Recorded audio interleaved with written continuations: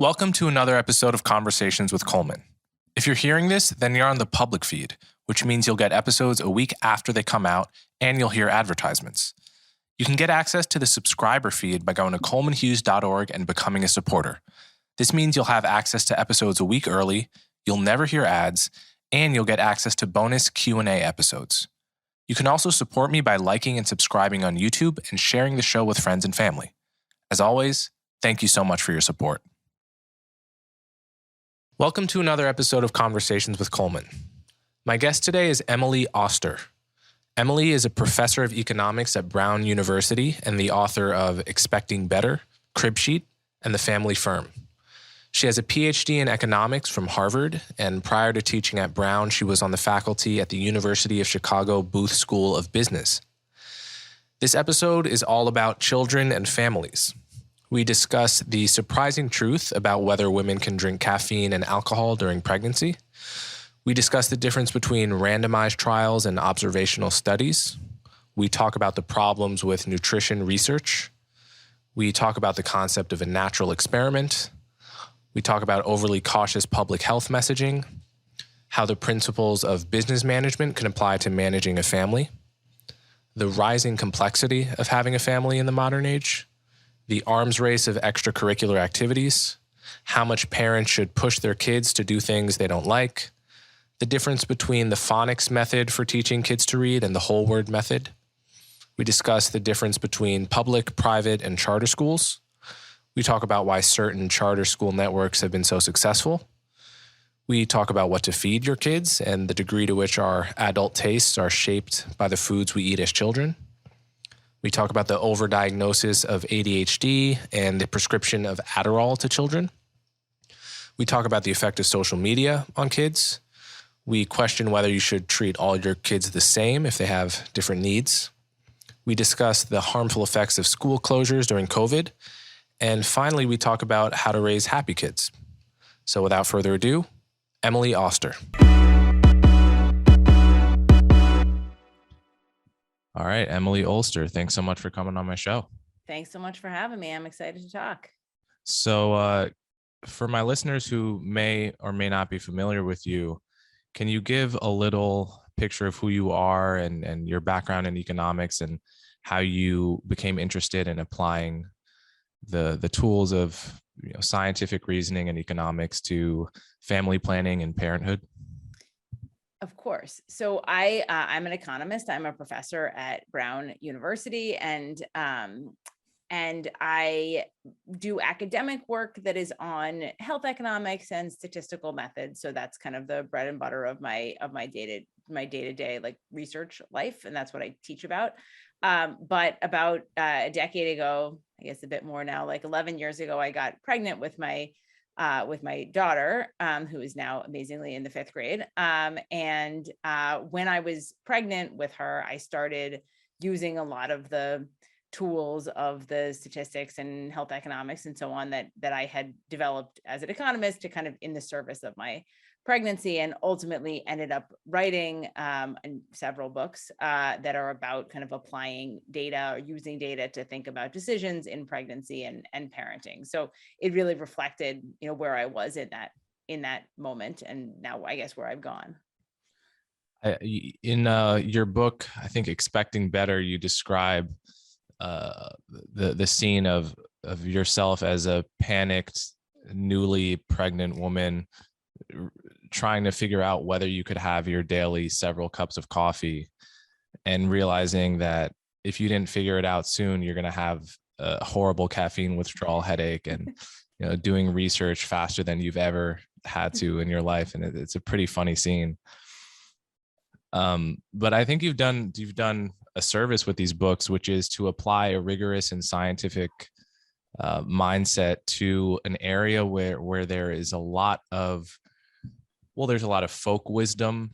There's a lot of people learn about what to do during a pregnancy and raising kids just via little things that they've heard people say here and there, some of which are true, some of which are myths.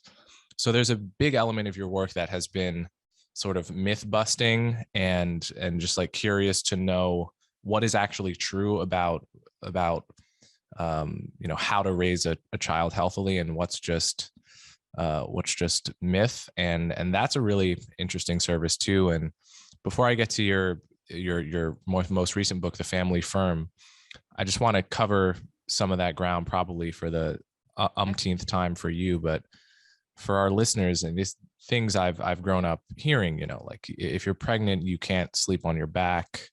You can't have coffee. You can't drink any alcohol.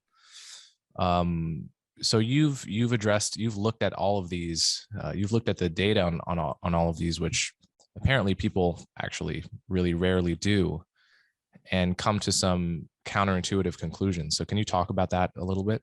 Yeah, so I think it's probably useful to start by talking about sort of how we would know about some of those kinds of questions, and why it's hard, and then why you really have to dig into the data to understand it. So, when we look at a question like can you have a cup of coffee, which, as I talk about in my book, is a highly motivating question for me personally. The concern that people have about coffee is that it could lead to an increased risk of miscarriage. And the way that you might study that, or the sort of initial way that people study that, is they compare miscarriage rates among women who drink coffee and women who don't drink coffee. And they can, in some cases, you can see some correlation there. And the thing that really struck me as I was sort of first engaging with this literature is that actually isn't a very compelling way to understand those relationships, because of course there are a lot of other things that are different about women who drink a lot of coffee versus those who do not. They tend to be older. They actually tend to be more well-educated. They also tend to be less nauseous. So and it turns out that both age and lack of nausea are associated independently with miscarriage.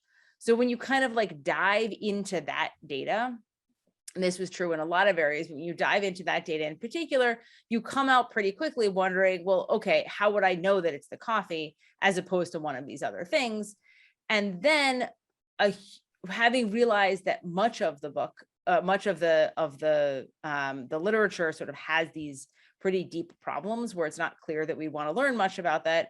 A lot of the work that I do in the book is really around saying, okay, let's try to find the studies that don't have this problem. Let's try to find, what can we learn about this, knowing that there's a fair amount of data that's not very good. And so in the case of something like coffee, I come down on and say, look, if you go dive all deep into all this literature, what you conclude is that that some amount of caffeine seems totally fine, and that maybe if you have like 9 cups of coffee a day, that that could have some negative impacts. But it's really about sort of identifying what can we learn from the data, and then in a kind of big picture way, and then diving into these individual topics. Yeah, I think we should take this moment to remind listeners of the difference between an observational study Yes. and a randomized controlled trial, because this is the kind of thing you would learn in an intro stats class at a college, which is there's a difference between maybe you can just describe what is the difference between an observational study and a randomized controlled trial, and why does that matter? Yeah, so an observational study refers to sort of any kind of data where we're going to try to learn about the effect of some treatment on an outcome. And the way we're going to do it is we're going to have people who do the treatment and people who don't. But the variation that we're going to use there, like how do we do the study? We just ask people, did you do this? Did you not do this? And then compare the two groups, compare the outcome for the two groups. A randomized trial would be when you took all those people and half of them you randomly gave them the treatment and half of them you randomly did not. And the reason that the randomized trial would let you be more confident about the impacts of the treatment is that there aren't other things that are different on average between the groups because you've chosen them randomly. So to take, well, I was going to use a COVID example. Maybe we don't want to go there yet. But there are a lot of places where when you look in observational data, you can see, big differences in some treatment, but then when you dive into the randomized data, you don't see that. And that likely reflects the fact that there's a bunch of other things going on in the observational data, that the choices that people are making are not random. So it's much harder to separate causality from correlation in those kind of studies. Yeah, and you might think, well, why can't I just hold everything relevant constant in an observational data? Just only compare people of the same age, only compare people from the same region of the country, or determine which variables matter and hold those constant. But that just doesn't work, because there are so many unknowns. Like the complexity of the world is such that you would have to be a superhuman in intelligence in order to actually hold everything constant. So it's just not possible. Yeah, we wouldn't see it in data, right? So there are always unobservables. There's always features of people that are going to be different, that we're not going to see, that we're not going to be able to control for. Sometimes I like to sort of, when I talk to people about this, I like to say, why don't you tell me what do you think determines this behavior? Like what are the things that what are the things that go into this behavior, and then why would you think it would be random? And because really, if you're telling me that I'm able to get a causal impact out of some observational data because I control for everything, you're telling me you think there's an element of randomness that you're somehow able to isolate. Like, what is that source of randomness? And I think that sometimes that sort of helps people think about, actually, this behavior is so important, I don't really think it's that random. And so actually that almost makes it kind of impossible to use observational data. Yeah, I think in the family firm, you give to me a funny example of a study you did where eating different kinds of lettuce were associated with importantly different outcomes. Yeah. Yeah. So we see this. This is like, I use this as an example of almost how ridiculous this stuff can get, where we have, there's data where they ask people what they eat, and you can identify different kinds of lettuce. So there's iceberg lettuce, there's dandelion greens, there's kale. And, in your head, you kind of have the idea that dandelion greens are that's like fancy. It's like fancy lettuce, and iceberg lettuce is like not fancy lettuce, And so, but then I looked at regressions at relationships, and I'd say, what's the relationship between eating these kind of lettuce and weight, and measured in BMI? And what you see is that eating a lot of iceberg lettuce is associated with having a higher BMI, and eating a lot of dandelion greens is associated with having a lower BMI. And so you're kind of saying, well, iceberg lettuce makes you fat. Iceberg lettuce does not make you fat. And once the people are what are you talking about? Iceberg lettuce literally has 0 calories. It's literally an item with no calories, literally basically made of water, with a few vitamins, but it makes you fat. And why does it look like it makes you fat? Well, look, it's because there's a relation, there's other things that are correlated with that, with that consumption, that are different than the things that are correlated with dandelion greens. And that's a very extreme example, but I think a version of that concern goes through a huge amount of the kind of medical advice that we get, whether it's about diet or about parenting or about anything else. Yeah, and the key observation here is that almost all of the studies we have, almost all of the articles you see about, for instance, nutrition, about what food is healthy, almost all of the, maybe all of the, close to all the literature on pregnancy, it's a problem, because you can't just put humans in experiments for everything like rats, but we still have to figure stuff out. But what that means is virtually all of the literature about some of the most important health related topics is close to unusable, or really just subpar. Yeah, I think that's right. I mean, I think that's kind of negative, but I think, roughly correct. I think the caveat that I would have is that sometimes I think it's sort of widely understood that randomized data is better than observational data. What I think is less well understood is that within the space of observational data, there's kind of better or worse ways to learn about causality. And sometimes in these health spaces, you'll get to something and you say, you know what, this is just from observational data, but actually, I'm a little more because the research design is a little bit better, I can learn more about this. So, here's one example. So you might be interested in the impact of more aggressive prenatal care on baby outcomes. So there's a paper that just came out. This is not in any of my books. It just came out last week, where what the authors do is they exploit the fact that women who are just above age of 35 are more likely to get more ultrasounds than women who are just below, because of this like sort of weird arbitrary rule that if you're over 35, you're like 100, you're like basically dead. And if you're under 35, you're not. And so this is like some rule in some classification that matters for insurance and so on. So it turns out if your baby is going to be born the day after, is expected to be born the day after your 35th birthday, you get a bunch of extra ultrasounds relative to the day before.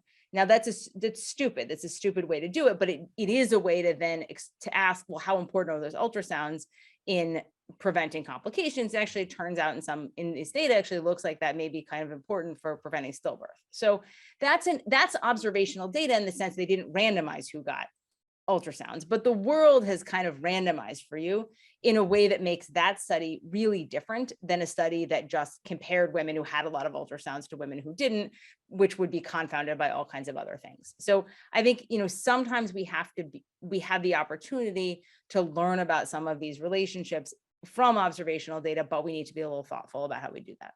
Yeah, usually that's called like a natural experiment. The Exactly. concept is a very useful one. Yeah, so this actually, sometimes we always like to make up different words. Economists would call that a regression discontinuity design. Okay. And so, Excuse that's me. like that's a new one. So you can totally use that, That's bring good. that to your next cocktail party. That's like, people Nice. like that kind of thing.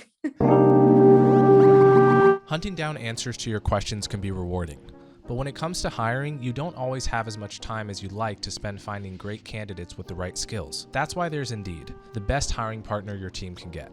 If you're hiring, you need Indeed, because Indeed is the hiring partner where you can attract, interview, and hire all in one place. And Indeed is the only job site where you're guaranteed to find quality applications that meet your must-have requirements, or else you don't pay. Instead of spending hours on multiple job sites hoping to find candidates with the right skills, you need one powerful hiring partner that can help you do it all. Indeed partners with you on every step of the hiring process. Find great talent through time-saving tools like Indeed Instant Match, assessments, and virtual interviews. With Instant Match, as soon as you sponsor a post, you'll get a short list of quality candidates with resumes on Indeed that match your job description, and you can invite them to apply right away. Plus, you only pay for quality applications that meet your must-have requirements. With Instant Match, over 90% of employers get quality candidates as soon as they sponsor their job post, according to Indeed data. Candidates you invite to apply through Instant Match are 3 times more likely to apply to your job than candidates who only see it in search. Indeed makes it easy to hire great talent. According to ComScore, Indeed is the #1 job site worldwide,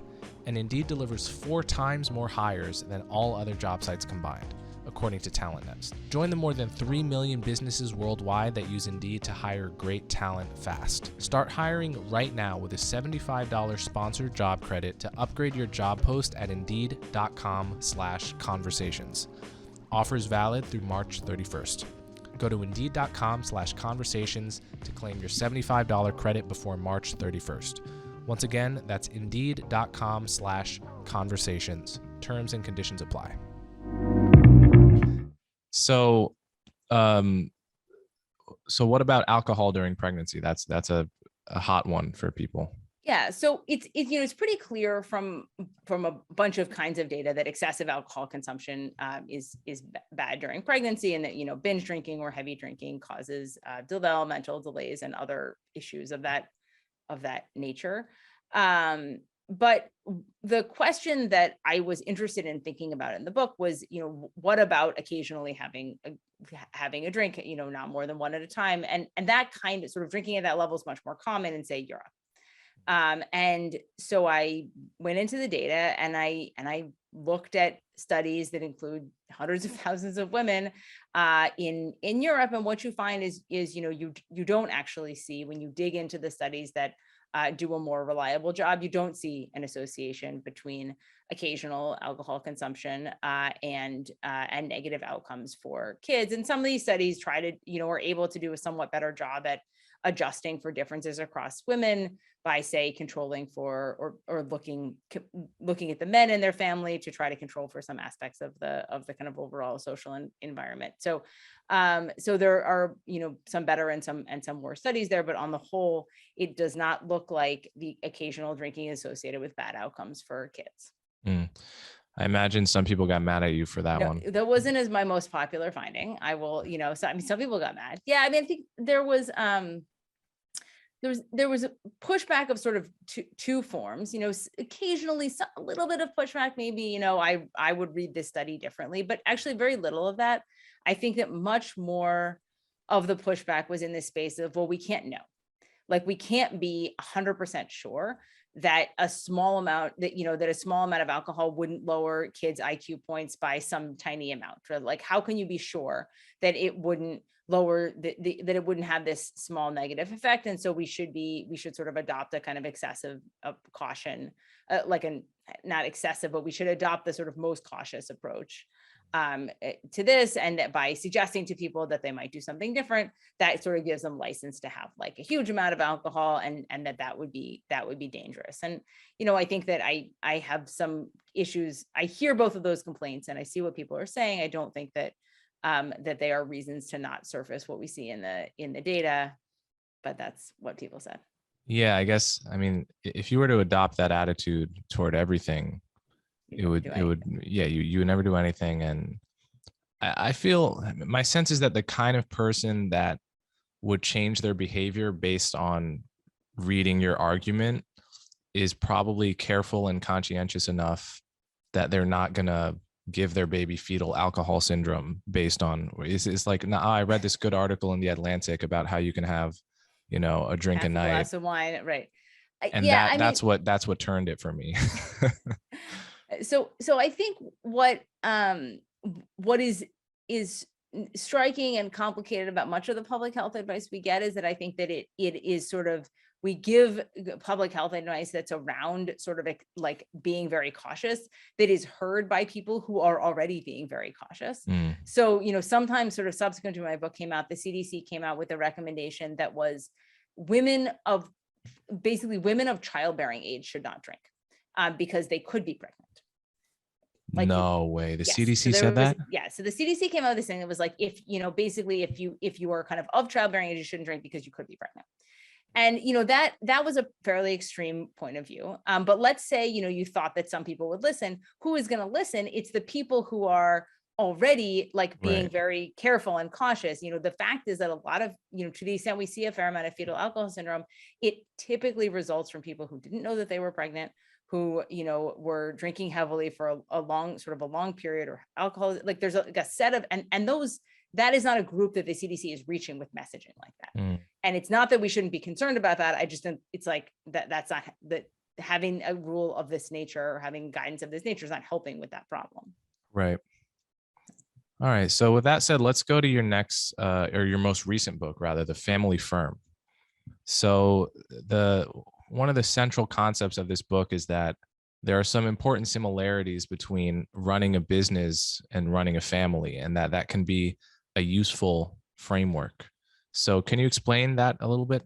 Yeah. So this is really a book about kind of management of a family life with children who have a lot of stuff to do, which increasingly seems to be true of many of us as our children age.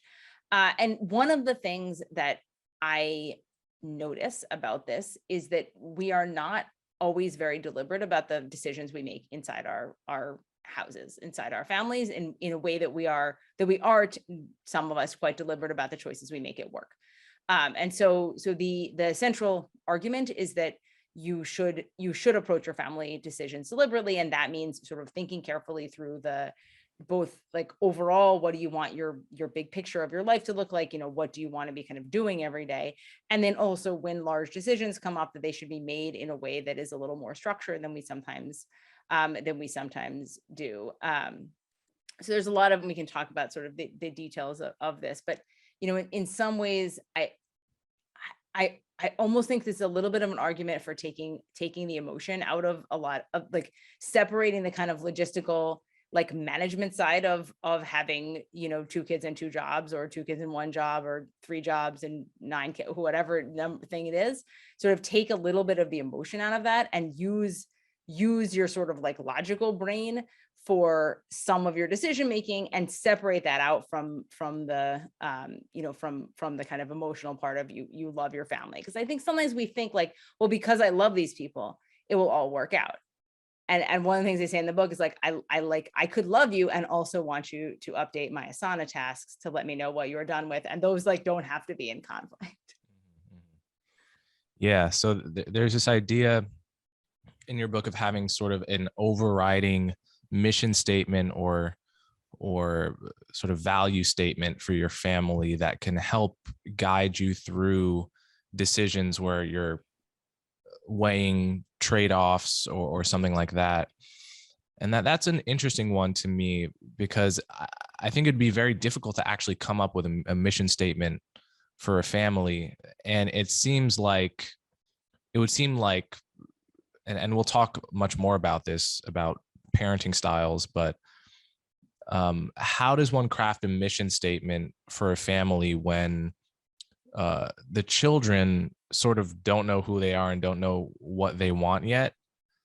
And so any mission statement risks running into their evolving preferences and values that are very different, right? So how do you think about that?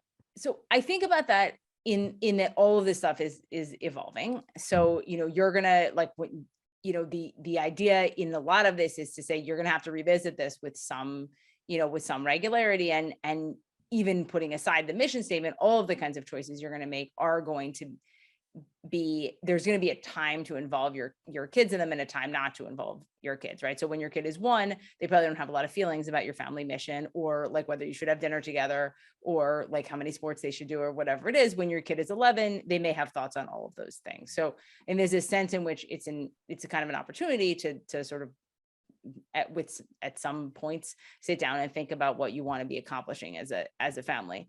But I will say, on the sort of topic, the broad topic of the mission statement, for some people, when I talk to them about this, they're like, yeah, love the idea. Like if we just had, like, we could sit down, we'd have a mission statement, and that really resonated. And I want to like, and once we have that, then we can go back to it and we can say like, what's important to us. And some people are like, this is like, I don't want a mission. Like, what is that? I don't have a mission statement. But for some of those people, the idea of okay, well, just tell me what are the 3 things you want to do every day. Like, don't tell me your mission. Don't tell me, just tell me, like, in your family, like, what are the 3 things you think are most important? Or what are the 3 things you want to, like, tell me something very practical. Like, I want to have dinner together. Okay. So that's not a mission statement, but that's a concrete thing that we can sort of organize around, that we can say, this is a really important value for me. So I think there's kind of the one line mission statement, and then there's the broad idea that we need to say the things that are important to us, and we should say them out loud to the other decision makers in the family, because once we do that, then we are able to make sort of better collective decisions that are respectful of the things that we find most important. Yeah. Another thing you talk about in the book, and I think it's something other people have noted as well, is the rising complexity of having a family relative to what it was like in the past. Part of this has to do with the credentials arms race between parents, middle and upper middle class parents. Part of it has to do with the decline of families living with, 3 generations in the same household, so that grandparents can act like babysitters. So it's like, it's the move to the nuclear family, to just 2 parents doing everything for the kids while also potentially both working, and the rise of extracurriculars being a really, like a job. Yeah, like a key signifier to every program your kid wants to get into, up to and beyond college. So given that this is sort of the landscape we're entering, is that part of what's motivating you to say, like, this makes sense to treat this, to import some business principles into this game?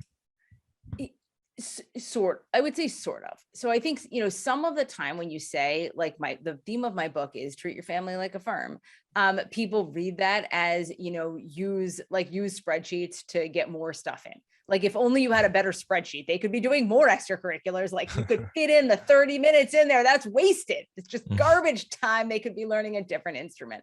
And I think that's in some ways like really not the point. I think the point is much more that because there are so many of these pressures, particularly around sort of like stuff that your kid needs to do in order to achieve blah blah blah, that people add and add and add in to sort of more and more things without thinking about how all of those decisions are linked.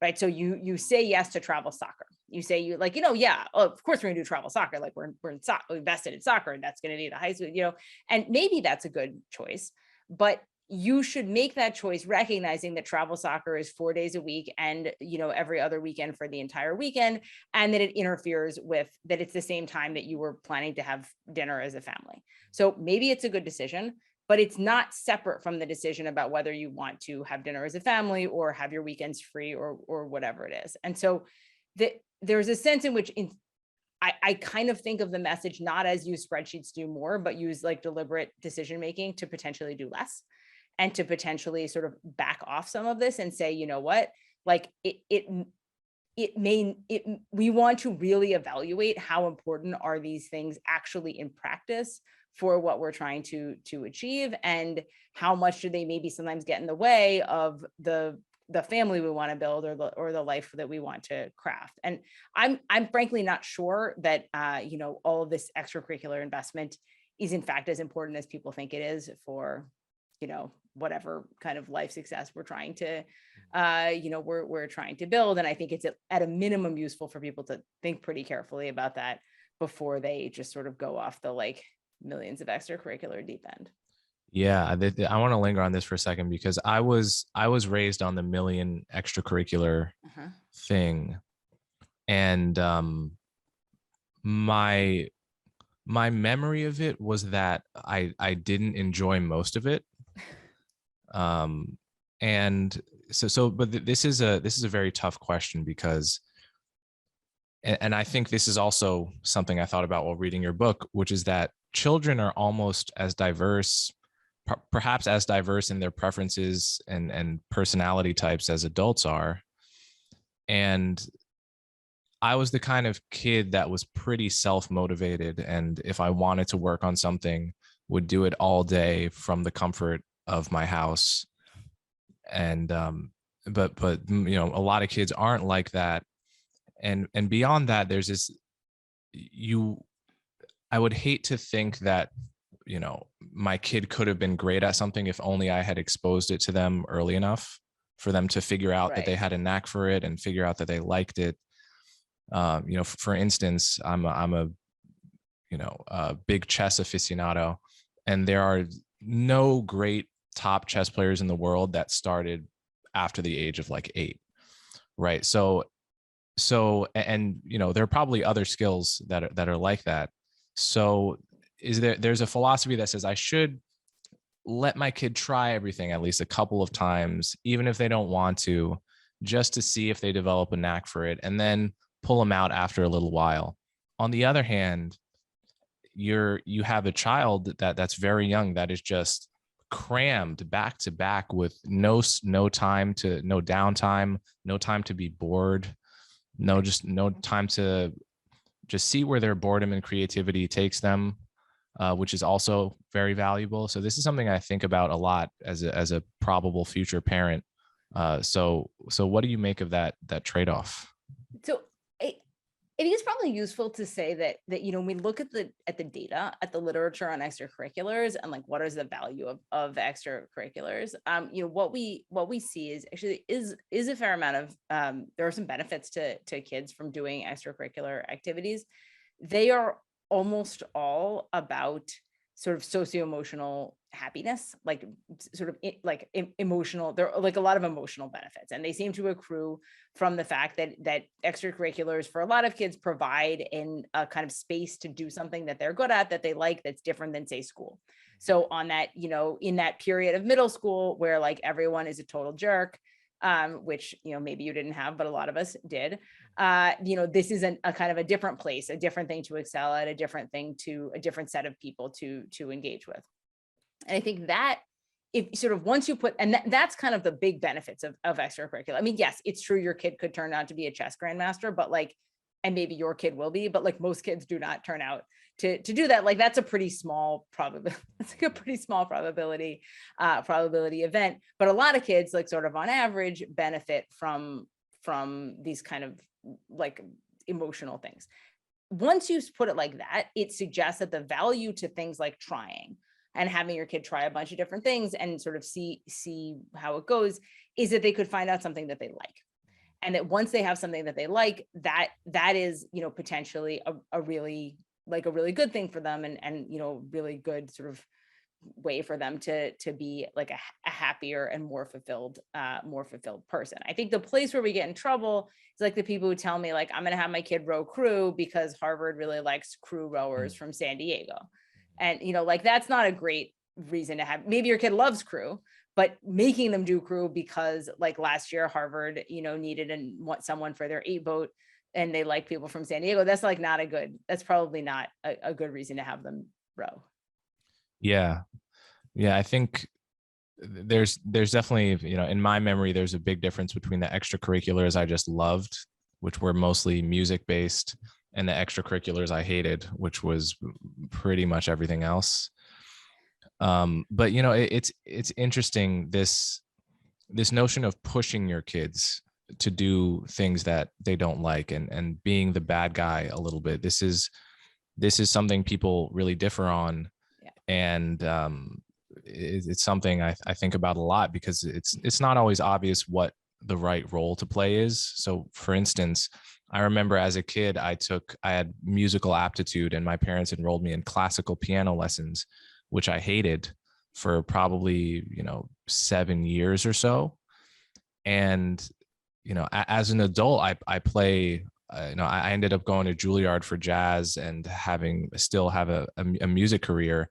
And the fact that I started classical piano so young and went through all of those years of physical training has translated to a constant joy of being able to play piano as an adult and just having it beneath my fingers.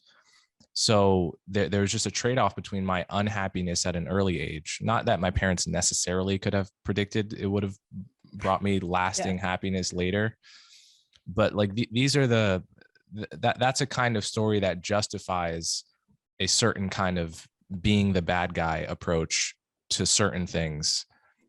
So how do you view being the bad guy versus really paying attention to what your kid likes and dislikes and allowing them really to tailor their extracurriculars just towards their preferences? Yeah, I think what's very hard about this is exactly this thing you identify, which is like, I can see I have a bigger picture sense of like what my kids like might get out of some activity and of the value of investing in something, even if it's hard. So you get to have it be easier. And so you can sort of come to enjoy it. And that's like true of a lot of things that we like. I remember pushing my kids to learn to read and telling my daughter being like, I'm so frustrated, like, and saying like, no, look, I promise you, like, if we just work on this and we work harder, then like you will be able to read and you will like it.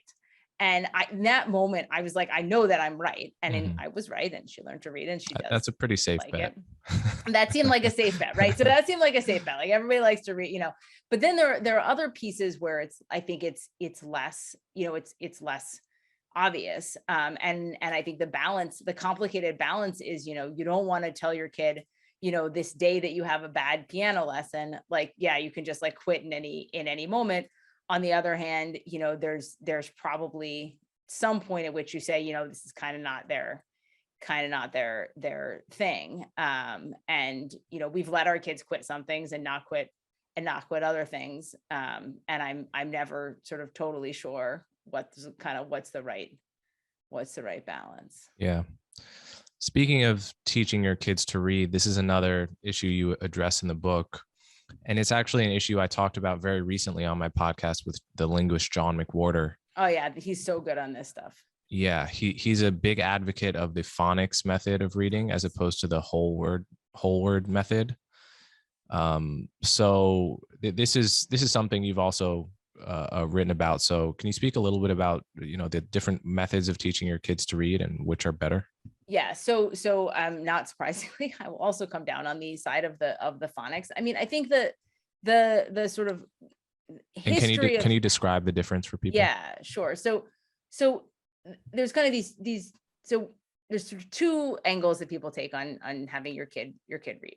So phonics based instruction is really very focused in the idea of like learning the sounds, learning to put the sounds together, sounding things out, and sort of using those foundational methods to then sort of put together the idea of reading. And sort of the most in its sort of purest form, in some sense, phonics instruction is really, really laser focused on that idea. So to the point of kind of a common way that people will try to encourage reading in kids is to tell them things like, look at the picture. So that's called cueing. So if you say, like, if the sentence says, Sam will jump, and the kid can read Sam will, and then they get stuck on jump. If there's a picture of Sam jumping, a cueing approach to reading would say, well, look, what is it? What do you think that word might be? Because you can see what he's doing. But a sort of more pure phonics-based approach would really either not have the picture or not talk about the picture and say, focus on the word. Like the first sound is J, the first sound is J, the second sound is like how, put the sounds together and to really sort of focus on that scaffolding. There's a continuum of ways. That's sort of the most extreme on one side. On the sort of most extreme on the other side is what's called the whole language method, which was this idea that like the way you should teach kids to read is just read to them a lot, and like they'll kind of like figure it out, like they'll kind of learn to recognize the words. That's not a good approach. And a sort of the thing that I came to when I did the research for the book that I thought was very interesting is part of what I think people find compelling about that approach, or that they think might work, is that when you read, you perceive that the way you're reading is recognizing words. So you perceive that basically the way you read any sort of typical text is you just see the words and you know what they are. And so that causes us to think, okay, well, eventually the way that my kid's going to read is they're going to recognize these words. And so we could just sort of skip to that, and we'll read them a bunch of texts and tell them what the words are, and then they'll memorize the words, and then they'll know how to read, and we'll skip all this boring phonics garbage with the sound out and the Sam will jump, and we'll just go right to War and Peace. Much more fascinating book. It turns out that actually that's not how you read. And that I think that's a sort of compelling point. So when you put people in fMRI machines where you're scanning like how they're processing language, for short words, so words below 7 or 8 letters, most of the time you are recognizing them. But for longer words, even longer words that you are sounding them out. You're doing it quick, you're chunking them and effectively sort of processing them in word chunks. And that is because that is what phonics teaches you. Phonics teaches you to basically chunk, and you're always chunking. And so once you recognize that, I think it's sort of easy to go back to say, okay, well, if that's ultimately how we're going to really be doing it, we kind of need to teach it like that. But at any rate, whether that is a compelling example or not, turns out when you look in the data, it's just kids just really like learning in a very basic phonics way is just much, much more effective way to teach all kids to read. This podcast is sponsored by BetterHelp. Is there something interfering with your happiness or preventing you from achieving your goals? BetterHelp will assess your needs and match you with your own licensed professional therapist. You can start communicating in under 48 hours. It's not a crisis line or self-help.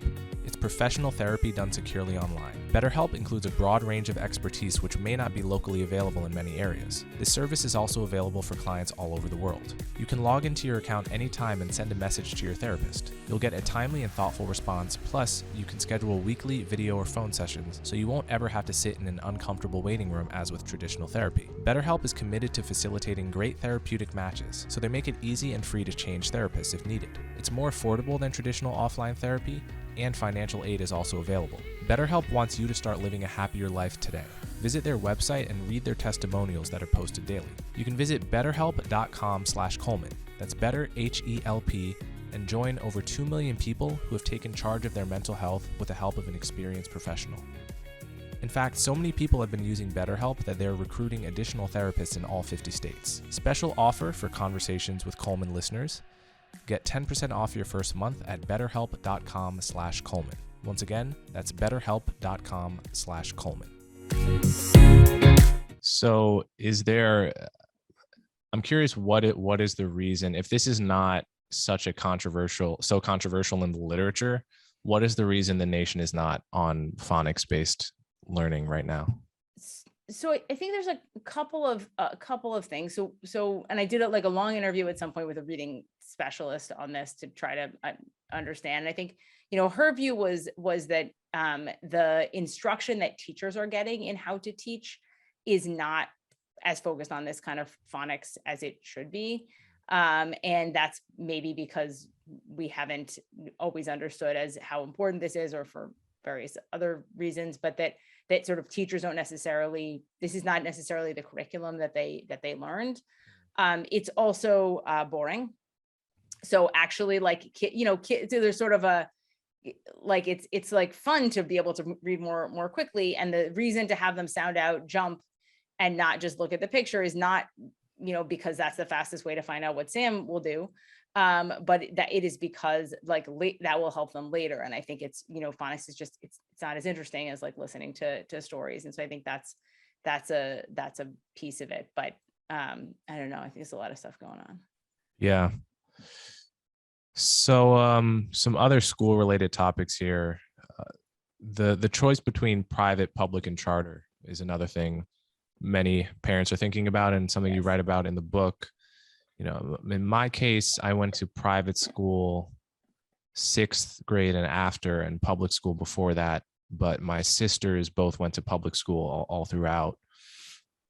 So we both kind of got to observe one case of the difference between public and private, and I came away thinking that the right decisions were made for pretty much each kid. But what can you say about the choice that people are facing? I mean, data-wise, not that much. So it's Mhm. very hard to get good estimates, particularly on the private school, public school distinction, because there's just huge resource differences. And so the kind of evidence that we could bring to bear on this that would be causal or would be interpretable in a causal way tends to come out of school voucher programs. So there's lotteries, programs in which there's a lottery for a school voucher. Those programs are pretty limited in size, but also they serve a very specific demographic, and more than that, a very specific set of private schools. So they tend to be sort of school voucher lotteries tend to be sort of very focused on Catholic schools because they're less expensive, and they tend to, in some cases, pull kids into schools that are kind of otherwise not the private schools that are not doing very well. And so we don't see much in the way of differences there, but it's hard to interpret some of that data. And we look at the charter school data. By and large, charters tend to do better than the district public schools that they are compared with. But that's much more true in places where the district public schools are not doing well. So it looks like, if you are in a kind of poorly performing school district, there are, often charter schools will have kids have higher test scores, and how much of that is exactly the charter school, how much of it is just that the district public schools are not doing well. I think that those are very difficult to separate, even kind of conceptually. Yeah, and the latest I had learned about charter schools is that they tend to do better in cities than elsewhere. Yeah, I think that's kind of that's kind of a similar point, which is that the sort of charter networks that like the most successful charter networks are things like KIPP or Success or in the Harlem Children's Zone, which are kind of in like large urban school districts where typically the district public schools are not performing that well, and so the charters tend to do very well. When we see charter schools opening in higher performing school districts in suburbs, they don't seem to make as much difference, but the baseline rate of the schools that they're sort of competing with effectively is higher. And in terms of why they're doing better, it's tough for me to distinguish between two theories. One is that they are not as beholden to the rules and regulations of public schools, so they can experiment on methods. And another is that even in the cases where there's a lottery and usually a very long line to get into charter schools, particularly in inner city neighborhoods, even if there's a lottery, it's not totally random who ends up going to the charter school, because there are all of these sort of checkpoints after the lottery that end up, it's like it ends up being the go-getter families, more so, that end up in the charter school and end up creating an environment of self-similar families that ends up being better in for test scores and such things. So do you have a sense of which of those are true, or if they're both true?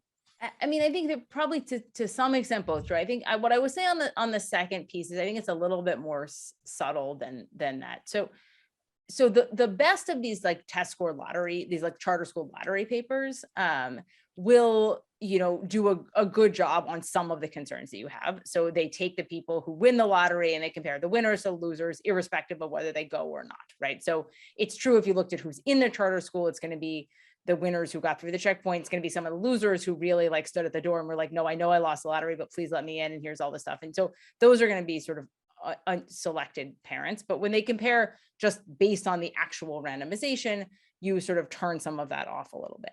What I think is true and is very complicated about interpreting these results, though, is that the treatment effect of the charter school, the kind of impact of the charter school, may well be greater because the people who are there are interested in being engaged, right? Are like the people who show up for the lottery are different from the people who don't show up for the lottery.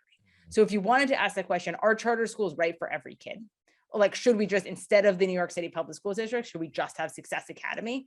Like, I think that the answer to that is probably different than whether the kids who go to Success Academy would do better at success than otherwise. And I think those are not exactly the same question. And my guess is the answer is that probably not every kid is going to be as well served by the charter networks. I would guess. Yeah. So, all right, let's see some other questions based on your book.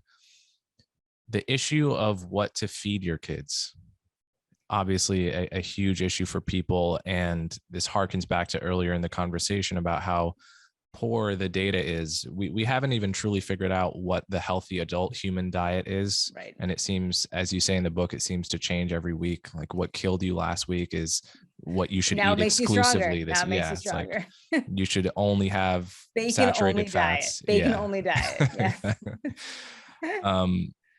So I mean, this is a lot of what you write about in the book focuses on the degree to which you can shape your kids' stable adult tastes for food when they're young. So to what extent is that true? How much control do you have over what your kids' tastes in life?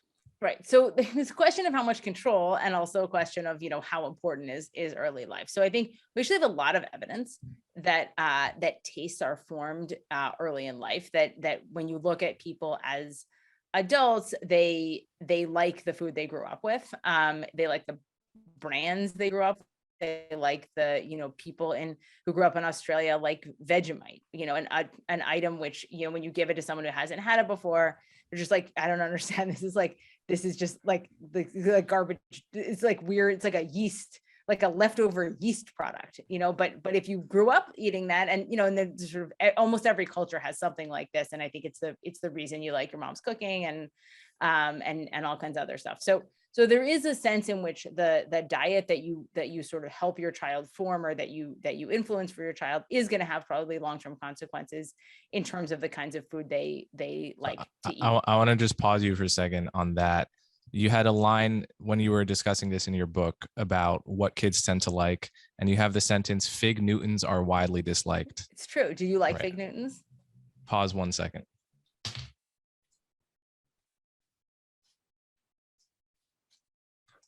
I want to show this for the camera. Wow. I cannot believe currently the only snack I have in my apartment. So when I came across that line, I was shocked that not everyone likes Fig Newtons. This is honestly news to me. I'm not trying to be funny. I think they're delicious, and they were possibly my staple snack as a child. So it serves It's your totally point. there. Yeah. Fruit and cake. Isn't that what the ads were? Like, it's not a cookie, it's fruit and cake. Wasn't that the Whatever it was, it worked on my mom. It's not a cookie. So I think I had Fig Newtons too as a kid, but I did not maintain my taste for them. So matters what you eat as a kid. And there are some things that you can do to try to sort of encourage your kids to eat particular things. I mean, I think the big struggle for a lot of parents is their kids don't like vegetables. It's like very common, kids don't like vegetables. And there are some ways in which you can get your kid to eat more or fewer vegetables. But it's hard. It's hard to convince kids to eat things. And it's also, as you said, sort of not totally clear exactly how much it matters or how we should be thinking about what diet we should be trying to create. And one of the things I talk about some in the book is like, this is a place where people really differ in what's important to them. So, is it important to you that your kid eat in a particular way? And if it is, here are some ways you can think about making that happen, but maybe it's not important to you, in which case, like, it's not obvious how much you should worry about it. Yeah, it's definitely something that I think is going to be important to me when I'm a parent, especially with, having a sort of temperate attitude towards sugar and candy. You're not and into soda. sugar? I mean, except for Newtons. Yeah, I'm not so into sugar in general, and I think, I'm not sure what the state of the literature is, but it seems as someone who doesn't pay too close attention that there's less controversy about excess sugar being bad than about whether saturated fats are right or whether you should be a vegetarian and these sort of other issues. Is that right? Or That doesn't seem like an unreasonable approach. I mean, I think the only kind of caveat, I think sugar has gotten sugar's on like a down, right now, like people, it's gotten more of a negative rap in the last few years. And so I don't know how much of that sense, which I also have, is just that we kind of, I don't know, that it feels like that in this moment. But I will say that, like, there are reasons to think of sugar, that like sugar is addictive in the kind of way that in the way that like some kinds of drugs are. It sort of shoots off the same kinds of dopamine things. But even if you accept that you didn't want your kids to eat sugar, I will give you the caution that it's more complicated than that with your kids. So we were really, really restrictive with my older one about how much sugar she, about when she was little, about like how many cupcakes, like just like much, like very restrictive, and much less so with my younger, because, by the time he came along, like, I don't know, it's the kid number, you just throw it on the pile, whatever, you eat whatever. And actually he doesn't really like sugar, and she is like, loves sugar. Given an opportunity, she will eat like a pile of cookies. And he can kind of like take it or leave it. Right. And then this is, part of my own actually subjective preferences are just seeping into my opinion here, because I actually don't like sugar that much in general. Like I love my guilty pleasures are like steak type foods or savory foods. That's what I will consume too much of to excess. I'm not tempted by sugar, really. We talk about my daughter has a sweet tooth and my son has a meat tooth. Yeah. Because he'll just like that, to like, given the opportunity to eat sausages, he will just eat them till he's sick. Yeah, that's exactly who I was as a kid too. And I think it has to be partly genetic, because, my dad is the same way with that. But so let's see some other questions here. You talk about ADHD a little bit in the book, and this is something I talked a little bit to Ezra Klein about this when he was on the podcast many months ago. Do you pay attention to the problem of overdiagnosing ADHD And what do you have to say about that? Yeah. So I mean, so in the book, this sort of comes up in the context of how we think about ages of school entry. So there's been a sort of push over the last, I don't know, 20, 30, I mean, a pretty long period of time towards an older age of school entry. So towards sort of holding kids, something that's called redshirting, holding your kid back out of kindergarten until they are older so they can, I don't know, dominate in some way. So one of you sort of look at the question of, is that a good idea? And what are the implications of that? I think that the sort of big thing that comes out, the main thing that comes out is that kids who enter kindergarten at younger ages, and this is a sort of one of these things where it's not just that they chose to be younger, but kids who are sort of using differences in birth dates, you can kind of try to get something that's more causal here. Entering kindergarten at a younger age does seem to increase the chance that you're diagnosed with ADHD. And because this is kind of it really is about the age of entry and not about the kid. It's sort of like effectively trying to hold the kid constant and say, like, did you enter when you were just 5 or did you enter when you were almost 6?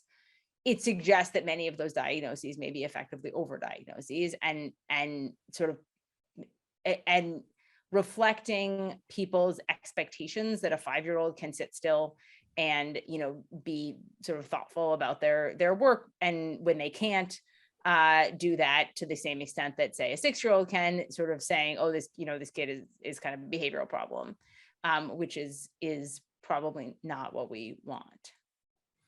Yeah, and the prescription of Adderall to children was something I didn't have any opinion on until I started taking Adderall as a college student, and discovered it to be, pretty much as much a drug as many of the illegal drugs that we just really see as drugs, like Molly and so forth. I mean, I remember doing Adderall for the first time as like a junior in college in Butler Library, maybe 10 milligrams, and being absolutely floored by how much my conscious experience changed. Like, this was a drug experience in every sense of the word.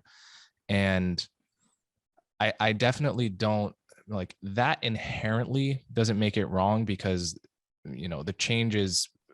all the changes it makes are exactly the kind of changes a hyperactive person would need. But like every drug, it has these horrible come down effects sometimes, and it in general risks putting you on a kind of seesaw of highs and lows that adults can barely manage, much less children.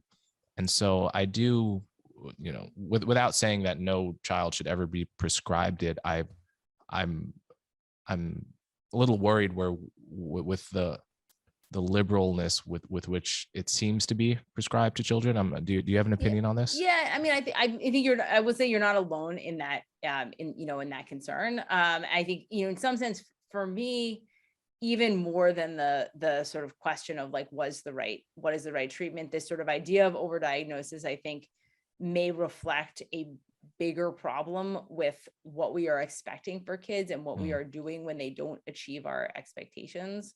So the question of like, who are we putting in special ed? Who are we kind of like, is it really a good idea to put a kid in special ed just because they are young? That's probably not, like, we aren't really going to think that's a good idea, but it is happening because of some of these patterns. Yeah. So I also want to talk a little bit about the effect of social media on children. I mean, there's people like Jean Twenge and John Haidt have been for years now warning about the effects of having Instagram in your pocket, especially for young girls, where they're just getting this toxic feedback link between their body image and the world that never turns off. So you can just post pictures of yourself, observe the number of likes you're getting relative to other girls at school, and just like develop that sense of self-consciousness and constant feedback loop about how you look earlier than was possible I'm probably, I guess, the first generation that had phones like, 11 or 12, but I think it's even younger now. That's even a little bit old. Yeah. So what's your sense of the effect of social media and constantly having a smartphone on kids? I think the sort of simplest answer is like we don't know, because it's too new, right? Mm. And so we don't like, it doesn't. Some of the stories don't seem great, but it hasn't been around for long enough for us to be really able to say very much that is systematic.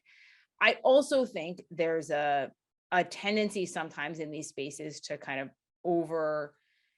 either overinterpret individual anecdotes or to blame whatever is the new technology for something that would have happened anyway, or that would have taken a different form. And so I think there's like, is it really the social media, or is it that people who would otherwise have been unhappy for other reasons are unhappy with social media? My guess is it's sort of some of both of those. And when people have tried to dig a little bit into this data, what you find is that for some kids, social media seems to actually be good in the sense that it like provides them a community outside of their current social environment that can be helpful and supportive and so on. And that for other kids, social media is really bad for a lot of the reasons that you said. It's too much social comparison, it's too much FOMO, it's too much sort of feeling like you're constantly having to perform in some way. And so when I think about this in a very, very real sense, because I have a 10-year-old, when I sort of think about this, the overwhelming sense I have is that it is almost impossible to predict how your kid is going to react to this. And that there is a lot of value in whatever sort of timing you decide about the appropriate time to have a phone and be on social media or whatever. There's a lot of value in trying to monitor that early on and sort of see like, how is your kid reacting to it, because it's hard to know how your kid's going to react to it before they get into it. Yeah, this goes back to just every kid being different. Yeah. So generic advice is kind of Know your tough to, kid. yeah. But I guess this is also a little bit of a parenting paradox, which is that um it makes sense, given that your kids are all different people, probably to treat them differently. But the one thing that kids just universally insist on from a very young age is fairness, and whatever she got, I want to get. And Yeah. you don't want to create any sense of favoritism and therefore resentment that can last a whole lifetime. But to like the illusion that kids need to be treated the same, that is just, I mean, it's kind of insane. So how do you deal with that? So my sister-in-law very early on explained to me that she tells her kindergartners fair is not always equal. And so I use it. Fair is not always equal as a sort of common thread, but it is, there is this sort of this sense that kids kind of want to have exactly the same thing. And it's really hard for them to understand the idea of, you're being treated differently, like for a reason that, because you're a different age, or because your needs are different, or because of something, something else. And I don't think I've exactly solved that. That one. I was reading a book the other day about like how to make siblings get along better. So it's a work in progress. Yeah, that is a tough one. And it goes, I mean, that's like true of adult siblings also, right? It's like, you're Mm, just like, people are still fighting about money and when they're in their 40s. yeah. All right. So I guess just two final questions here. One, it just occurred to me, I wanted to ask this earlier. Do you pay much attention to the literature on birth order effects? Anything like that? I have not. I mean, I review this a little bit, and I think, we see is like firstborn kids tend to have sort of better test score, like sort of better school outcomes and things like that. And, how much of that is about birth order and how much of it's about attention. And it's like really hard to separate. Yeah.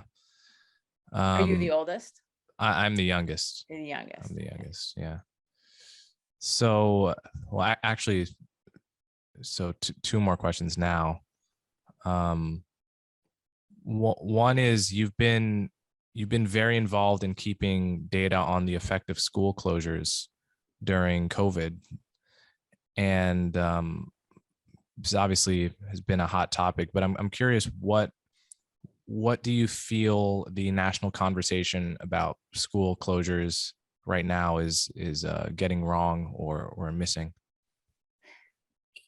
I think that the thing we are missing in the national conversation broadly, I'm not sure it's about closures or not, is the fact that, the implications of the disruptions to school last year are really vast.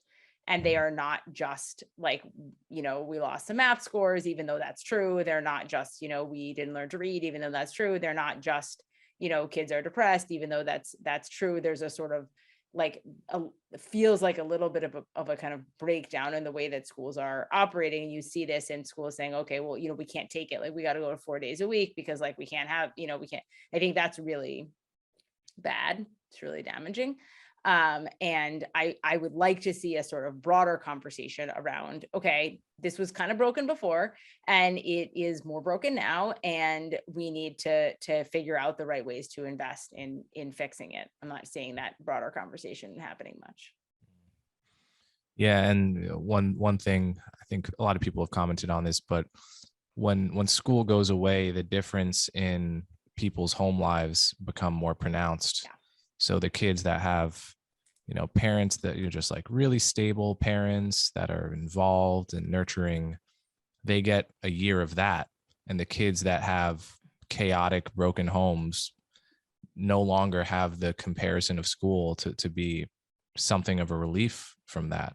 Yeah. School is a safe space, and it's a place with food, and it has, all kinds of, it's a space where we find out about abuse. Like it's a, school is serving a lot of functions that are not just learning math.